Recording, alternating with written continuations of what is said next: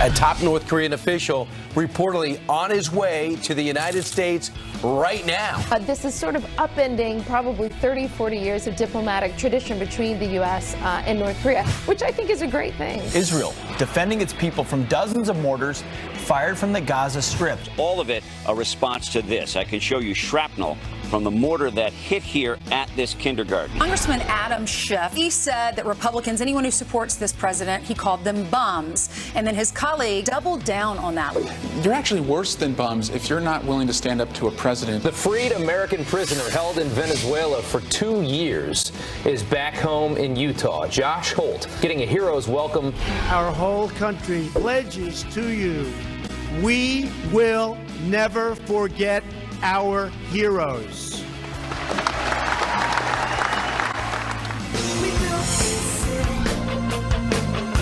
We built this city on rock and roll. Here's a song I got tired of the first time I heard it. Really? We built this. It's a little redundant, don't you think? This song is amazing. It's easy to remember. Yeah. There is a city, Washington, D.C., where our president is tweeting this morning. We are all wondering, is this summit, this North Korean summit, is it on? Is it off? The president has said that it could potentially move forward as planned. And I know General Kim Yong-chol, who is the head of North Korea's spy agency, the former head of it, he is heading to D.C. And how do we know that for sure? Because he's tweeting, and here's the tweet. We have put a great team together for our talks with North Korea. Meetings are currently taking place concerning the summit and more. Kim Yong-chol, the vice chairman of North Korea, heading now to New York. Solid response to my letter. Thank you. We've had video of this vice chairman walking through the airport, coming, as you said, Brian, from Beijing, which is an indication of who controls a lot of what's happening in North Korea these days. Yeah, which I'm saying, if they want to play a role, why stay behind the scenes? Just step up. Because in many ways, North Korea's belligerent behavior and their quest for nuclear weapons has caused problems for China. In another way, it's been a buffer to the South. And since you're going to have final say anyway, and you've caused a hiccup along the way, just put China at the table. And just let's find out what's happening here, because we need them to denuclearize. Also, don't you think it was significant that the South Korean and North Korean leader met on the north side of the DMZ, at which time the South left off and gave an update, a briefing, and said, we reiterated again that we looking for them to denuclearize, and they said they would. So again, that just happened. It's almost as if those two, the letter the president sent was tough but left an opening. North Korea's response was strong, but it left an opening, and they said, let's run through it. Well, Japan's prime minister called the president yesterday, or I don't know who called to, but they talked on the phone yesterday, and they said, we want to schedule a meeting with you before you do have this North Korean summit. If it's back on, we want to meet with you too, because we need to make sure we're on the same page. We do share the same desires. Those desires are complete, permanent dismantling of North Korea's nuclear, chemical, biological weapons, and ballistic missile program. Absolutely. They agreed to cooperate, and they have not yet set a date, but the Prime Minister of Japan will be at the G7 summit in Canada. The president will be there, and that takes place on June 8th and June 9th. This meeting is scheduled for the summit. If it is back on, it's scheduled for the week These after. are the types of preliminary meetings that always happen before a big meeting. But we had Morgan Ortagus on Fox and Friends earlier. She's a former press aide at the USAID, and she said, this is done a little bit differently because of the stakes of what's going on, and we've got a businessman in the Oval Office. Listen.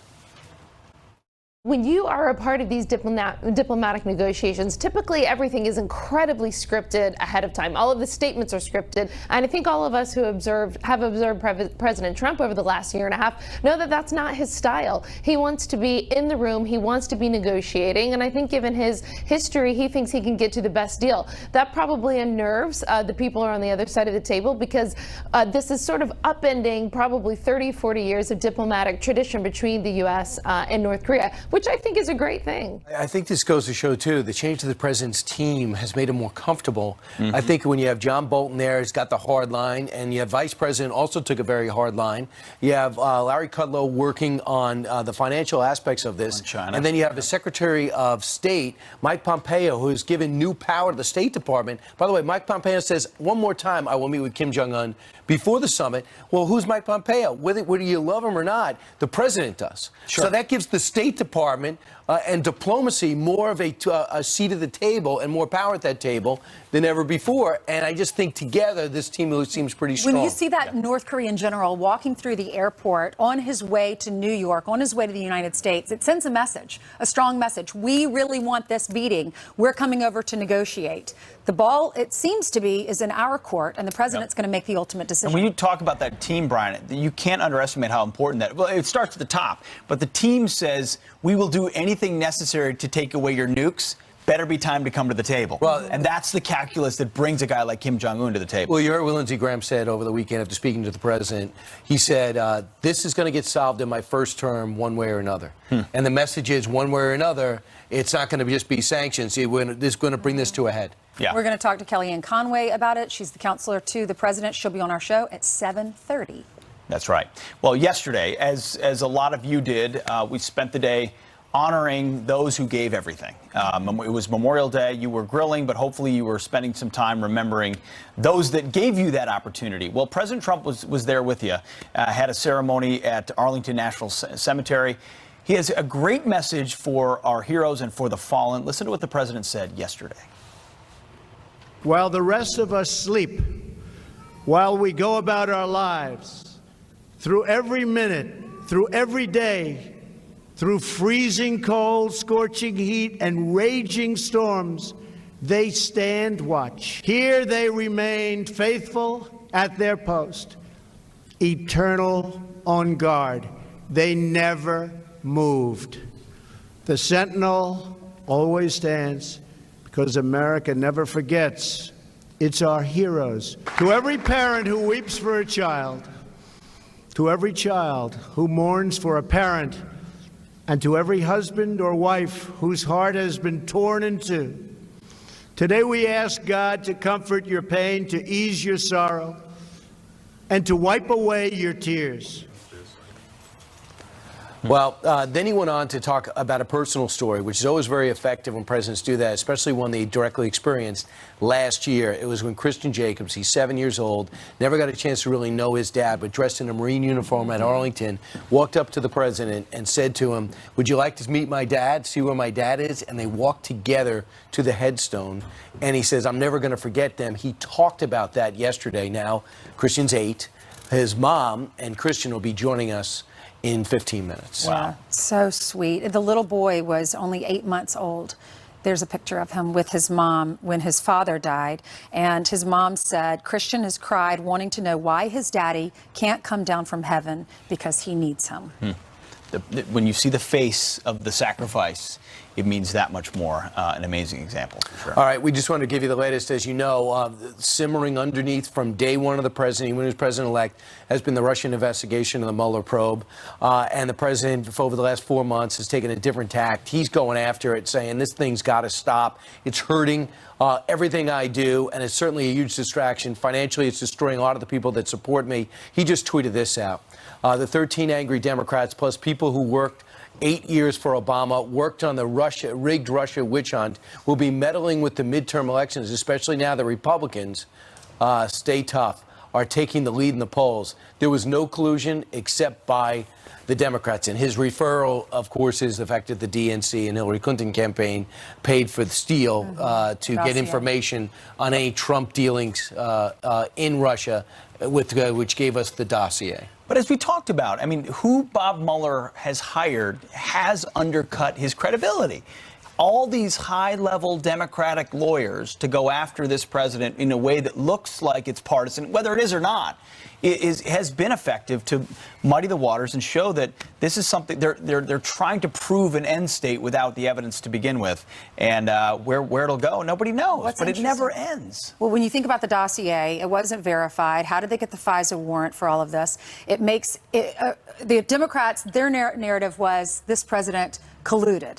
So throughout this investigation, it turns out there might have been an informant or a spy. There were definitely informants. Were they spies? What's the difference? We'll talk to Kellyanne about that.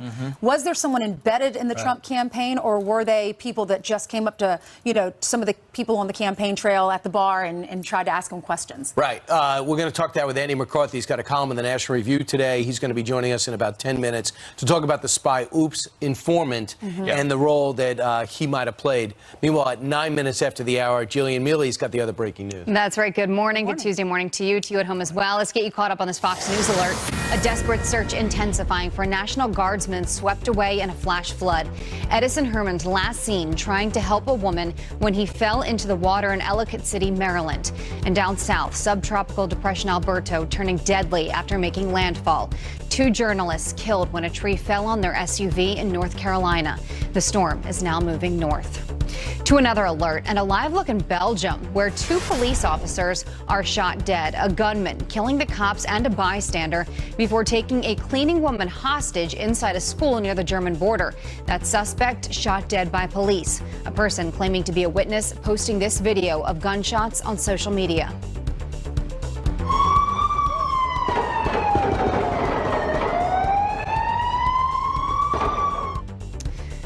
Investigators have not ruled out terrorism. Also breaking right now, Israeli jets dropping bombs in Gaza after the biggest rocket attack on Israel in years.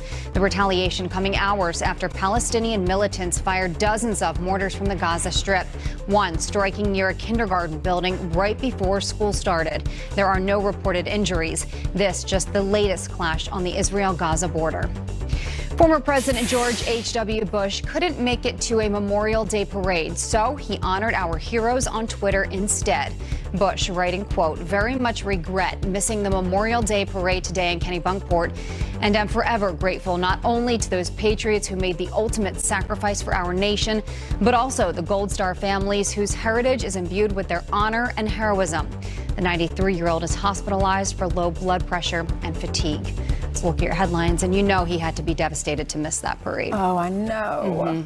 Tough guy. He's still Yeah. hanging in there. For sure. All right, thanks, Jillian. 11 minutes now after the hour. Top Obama officials are denying reports about a spy in the Trump campaign. But our next guest says, enough talk. Let's see the evidence, and he'll let it lay out what he knows. Former U.S. Attorney Andy McCarthy joins us live. And he knows a lot. Plus, who would Democrats rather have run for president, Oprah or Michelle Obama? A new poll just in. I know you can't wait. We'll bring it to you.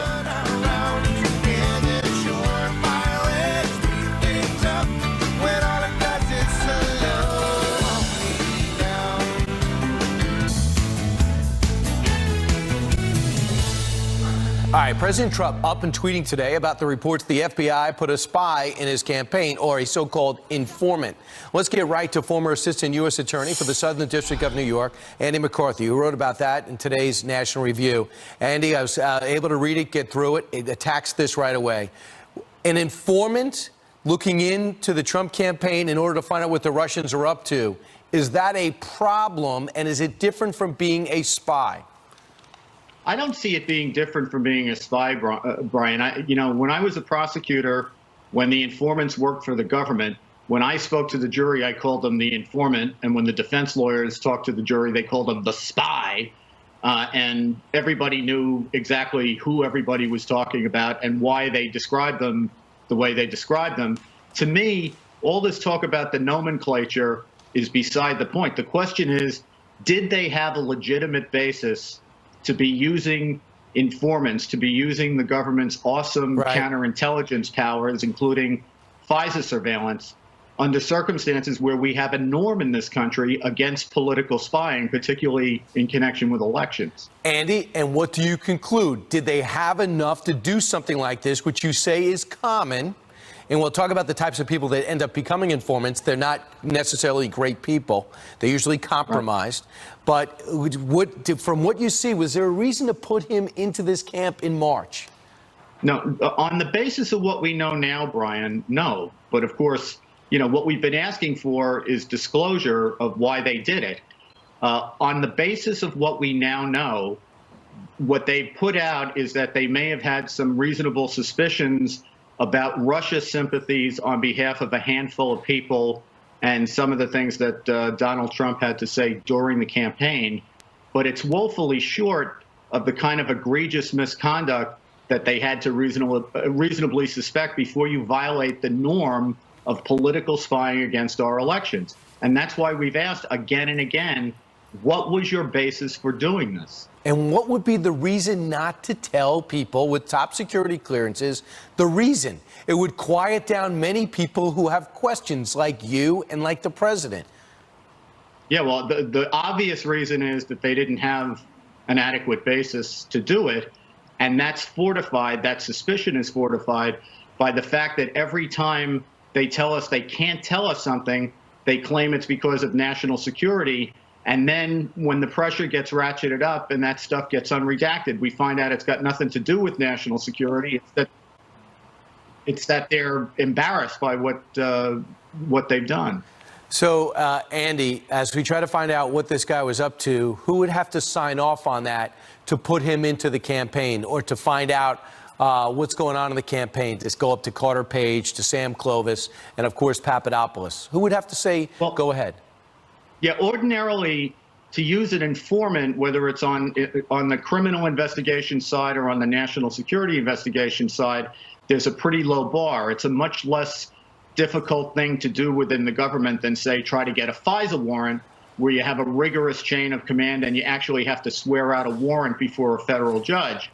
On the other hand, because of the nature of this, because you're actually in a situation where the incumbent Democrat administration is using these awesome national security counterintelligence powers to spy on the Republican campaign for the presidency, because of how fraught that is with politics, you would expect that this would go very high up the chain of command. I would think as high up the chain of command as you can go, both in the FBI, the Justice Department, and from what we've seen in, for example, the Strzok Page texts throughout the Obama administration's national security hierarchy, which means the National Security Council, the National Intelligence Directorate, the CIA, the White House. Unbelievable. They had a chance to avoid all this. Just go out and brief the nominee and tell him what's going on. These are three outsiders. They weren't main players, and he could have solved it. Andy, read the National Review column. It goes into more detail. Thanks so much. Thanks, Brian. Straight ahead, President Trump paying tribute to a fallen Marine's family at Arlington National Cemetery. That Gold Star family joins us next. Some news by the numbers for you. First, $800. That's how much money a neighborhood in North Carolina raked in after creating a toll road on Memorial Day weekend. They charged $5 a car after getting fed up with people using their street as a shortcut to the beach. That's fantastic. Next, $1,245. That's how much the so-called high-end fashion trend is going to set you back, Pete and Brian. It's a button-down shirt on a T-shirt. Would you wear that? Clothing maker Balenciaga blasted on social media now for that design because it's so expensive. Do you like it? Well, it's kind of weird, right? Yeah. Finally, $0. That's how much children, spouses of fallen service members will have to pay at the University of Memphis. The school will be the first to accept $5,000 Folds of Honor scholarships as full tuition. Very cool. Yeah. All right. Well, President Trump honoring the memory of a fallen Marine sergeant and the family he left behind in an emotional speech at Arlington National Cemetery yesterday. Listen. 7-year-old Christian Jacobs. I met Christian exactly 1 year ago today. Christian walked over to me with great confidence, shook my hand, looked me straight in the eye, and asked if I would like to meet his dad. And he led me to his dad's grave, and we paid our respects together. It was a moment I will always remember.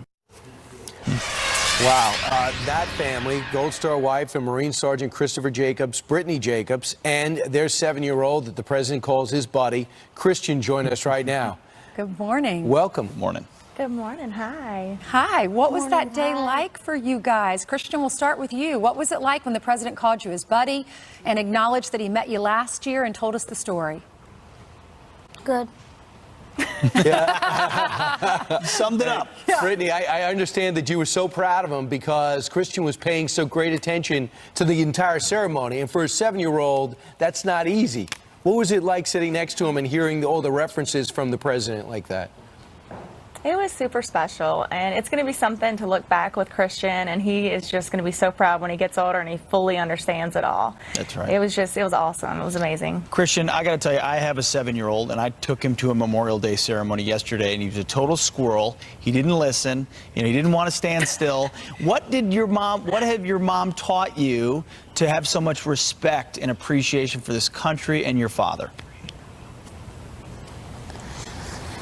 You'll have to ask my mom that. Good.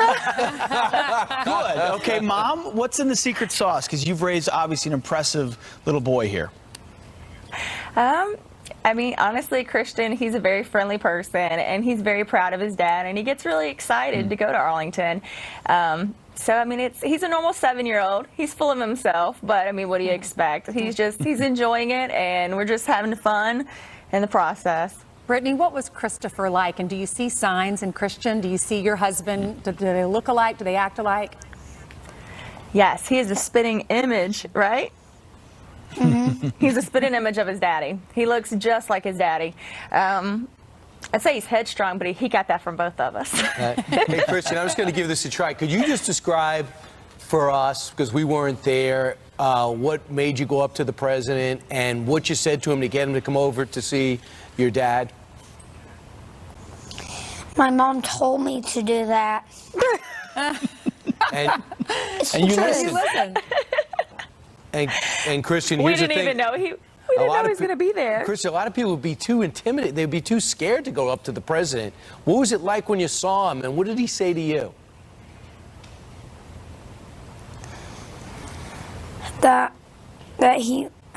he said okay whenever I asked him to come see my dad's grave. Very cool. And yesterday, he gave you something. Did you have it with you? I think he gave you something, a pretty special coin. What is it? Show it. Hold it up. It's this coin. Oh, man. Is it this from President Trump to you? Mm-hmm. Says the presidential coin. Yes. Wow. What are you going to do with it? Show you the back of it. What are you going to do with it, Christian? Where are you going to put it? In my little case at home that I have. You should. Wow. Very special. Well, I know there's an education fund that has been set up through PayPal for you, Christian. So if folks at home want to donate to that, it's paypal.me/Christian Jacobs USMC if you'd like to donate. We also have a link on the Fox and Friends page as well. Christian, thank you. As you know, so your much. dad was a special man. Your mom's taking good care of you. And you look good in that uniform, buddy. Keep it up, okay? We appreciate you being with us this morning. Thank you. All right. God bless you both. Your daddy will be proud of you. Absolutely. Super cool. Love 7-year-olds. All right. We're going to move on now to a Fox News alert. President Trump confirming a top North Korean official is heading to the U.S. right now. What does that mean for the upcoming summit? We're going to ask Kellyanne Conway next. And thought the White House Correspondents' Dinner was bad? Well, Michelle Wolf is back with a new round of attacks against women in the White House. If anyone's an expert on hypocrites, it's Sarah Huckabee Sanders. And for the record, that was not a looks-based joke. That was about her ugly personality.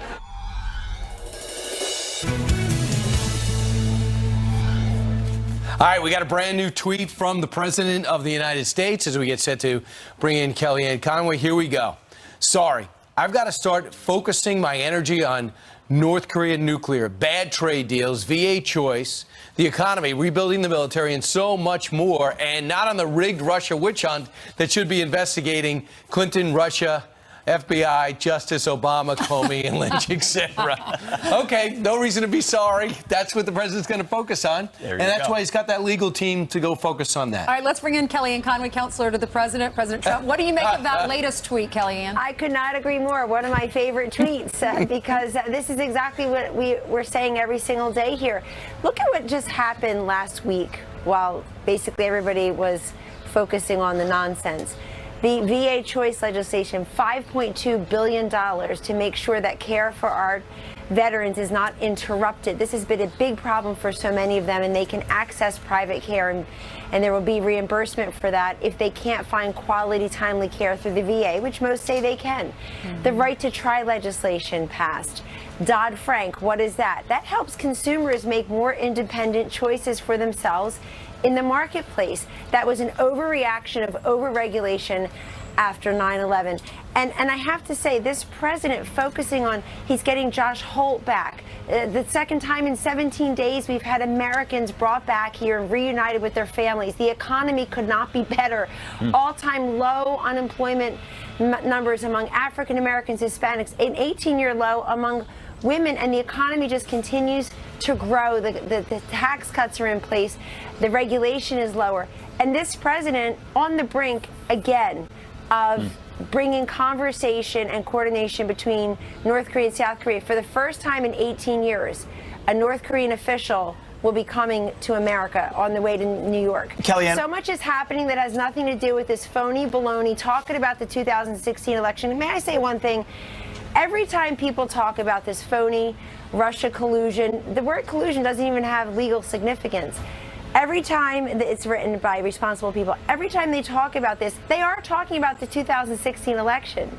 And so we don't want to talk about the 2016 election. We work here. Yeah. The president's focused on the 2018 election. He's assembling his team for 2020. But every single day he's passing policies that positively affect American lives.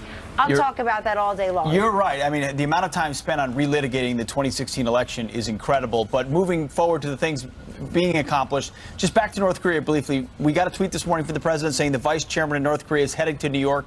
Can you confirm anything else for us about how firm that June 12th date might be? A lot of good indications, but do we know anything more?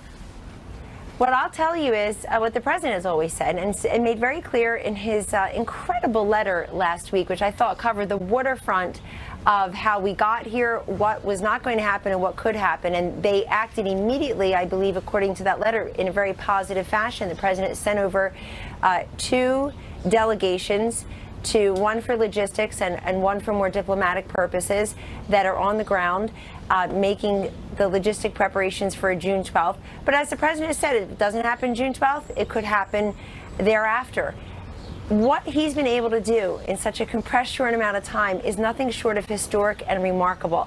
Again, as we've always said, with moving the embassy from Jerusalem, having historic tax cuts, pulling out of Paris, this president keeps the promise of other presidents.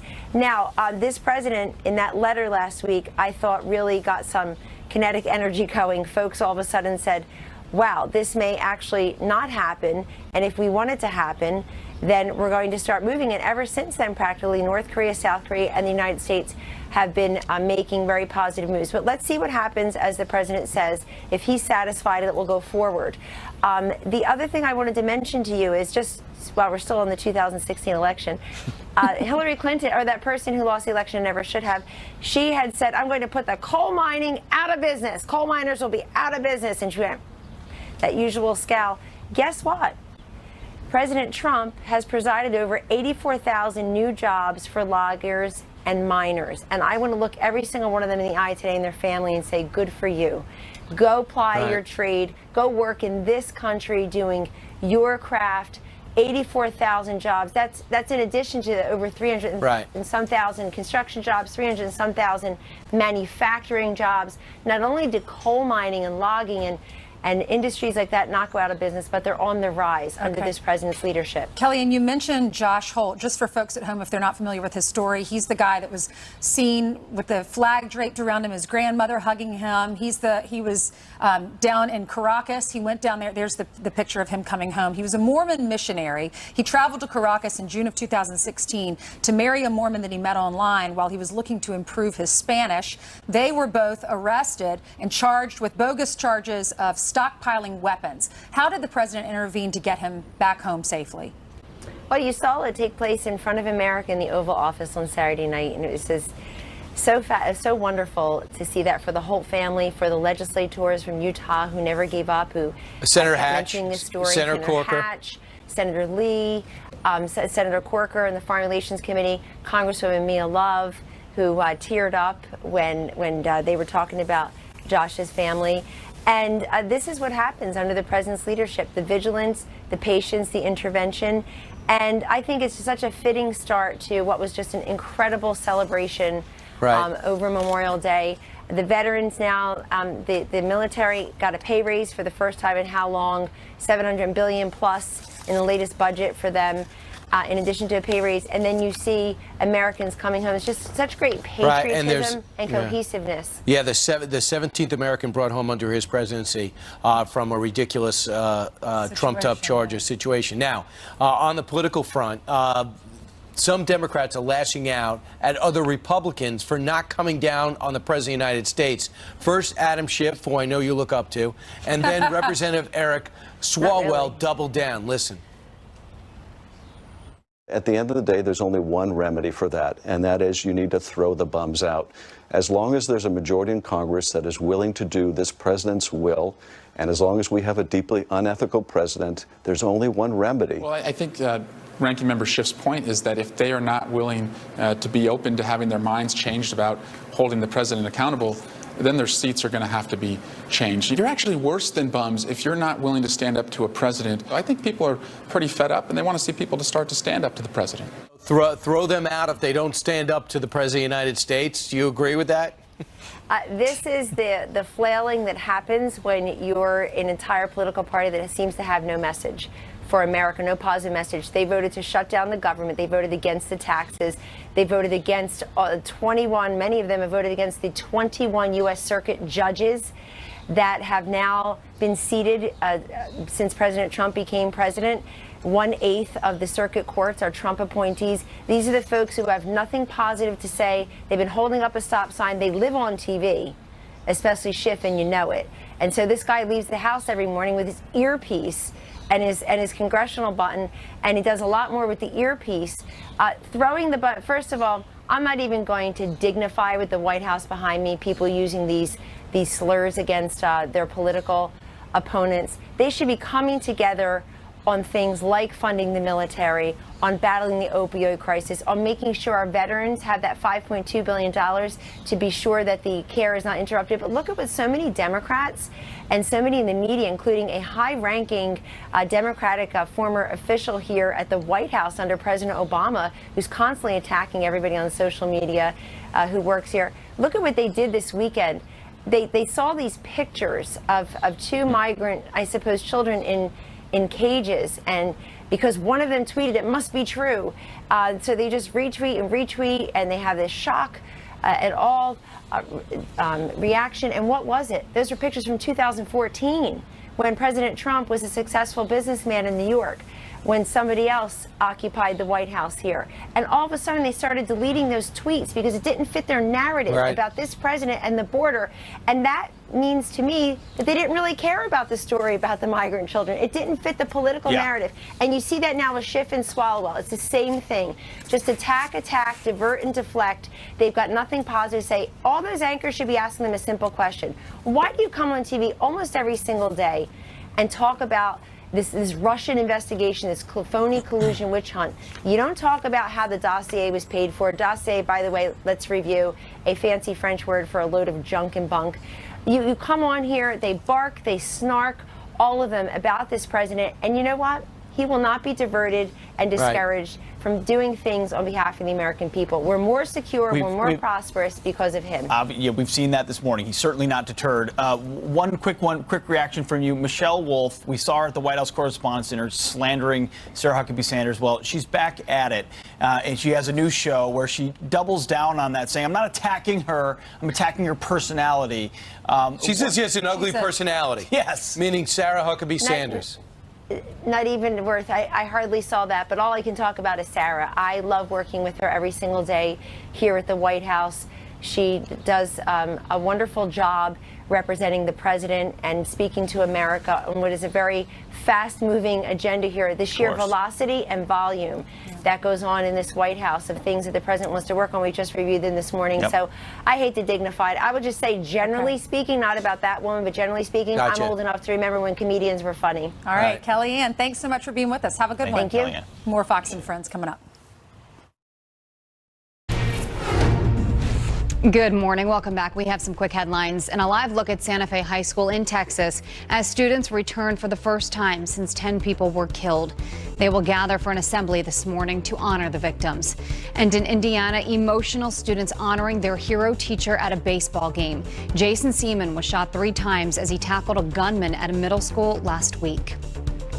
Marines on standby, ready to airlift people to safety as fast-moving lava leaves a path of destruction in Hawaii. At least 80 structures now destroyed by Kilauea on the Big Island. Fountains of lava spraying the molten rock up to 200 feet. This aerial video showing the fiery rivers with volcanic fog drifting into the sky. Scientists say Kilauea is showing no signs of stopping. Some of those images are just incredible to see, aren't they? Unbelievable. Yeah. Yes. And people who have trips planned to Hawaii, are they canceling them now? I don't know. Well, you got to go to different islands, I'll tell you that. Yep. You got something to choose from. That's right. All right. Thank you very much, Jillian. Thanks, Jillian. Turning now to a Fox News alert, a desperate search intensifying for a National Guardsman who was swept away in a flash flood.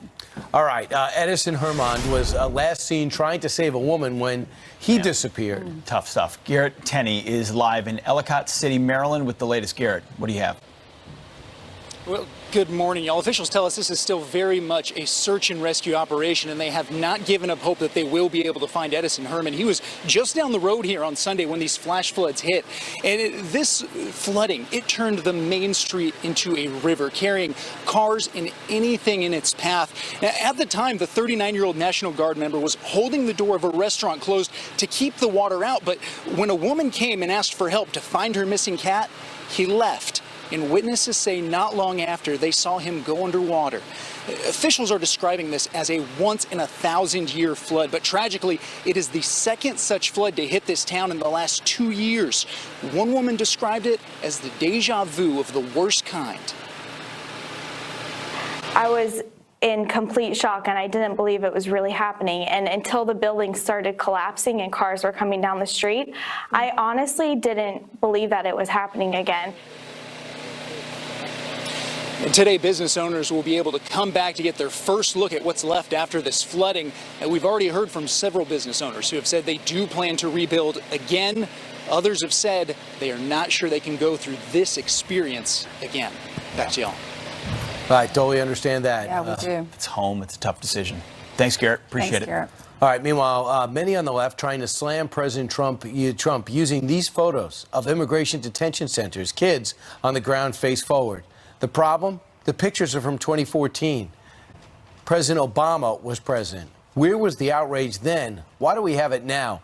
Ben Shapiro looks like that. And he reacts next hour.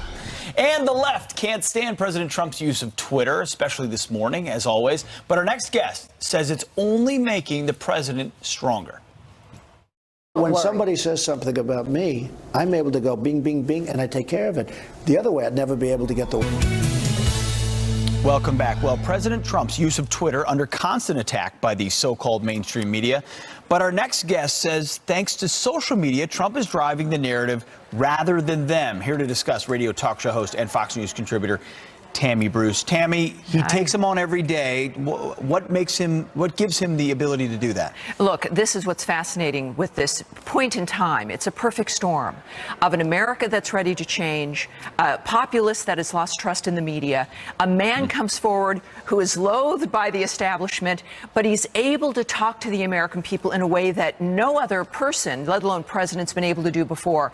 In the immediacy of the moment, clarity of thought, using social media, using a framework like Twitter, a microblogging site, to go over the heads, not just of media, but whenever he wants, and within a format where he's able to construct a package of information for people. Now, you may not agree with everything he tweets or with everything he says, but the thing that has created trust is that you know this guy's being honest and transparent, that he's getting to you in the moment what he thinks is important, and that's valuable for the American people. What is it about the president's mentality? Because you see it morning after after morning. Sure. Witch hunt, Russian collusion, nonsense.